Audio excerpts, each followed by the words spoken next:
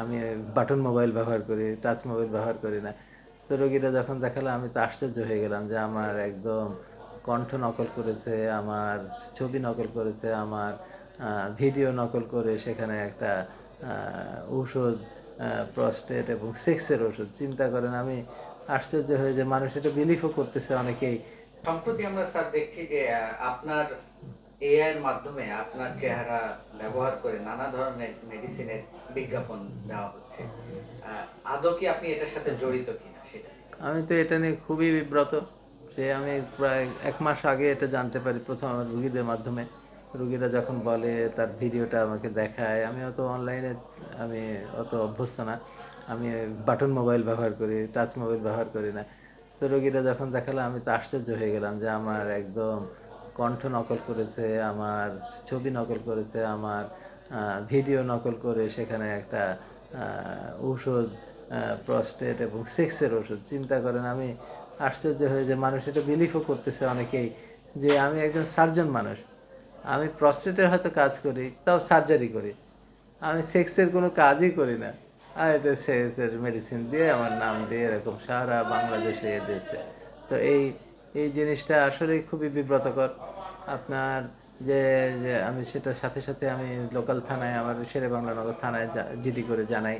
তারপরে এটা সাইবার ক্রাইমে আমি জানাই, সিটি সাইবার, ডিবি সাইবারে আমি জানাই।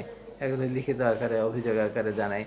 তারপরে জিডি করি, তারপরে এফআইআর করি, এফআইআর করে তারপরে কেস ফাইল করা হয়।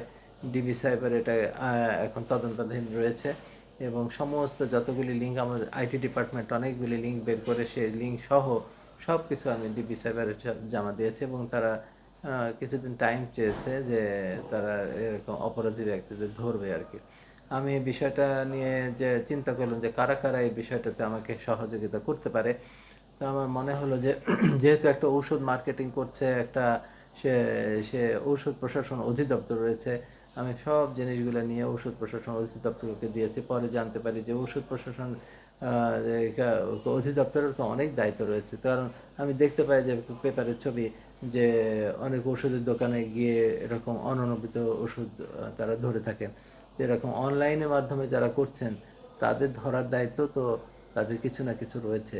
তারা কোনোভাবে সহযোগিতা করে, তাদেরকে আমি ফুল লিঙ্ক দিয়ে আমি জানিয়েছি। তারপরে যারা সবচেয়ে বেশি ভুক্তভোগী, আমার তো মান সম্মান যা হয় সেটা তো আল্লাহ পাকই দেখবেন। এমনকি কোনো ঔষধের বিজ্ঞাপনে আমি কখনোই জড়াবো না। যে কোনো ধরনের বিজ্ঞাপনে যদি আমার ছবি পান, সেটা নির্দ্বিধায় আপনি ধরে নিতে পারেন এটা একটা ফেক, এটা একটা মানে অসাধু চক্র এটা ব্যবহার করছে।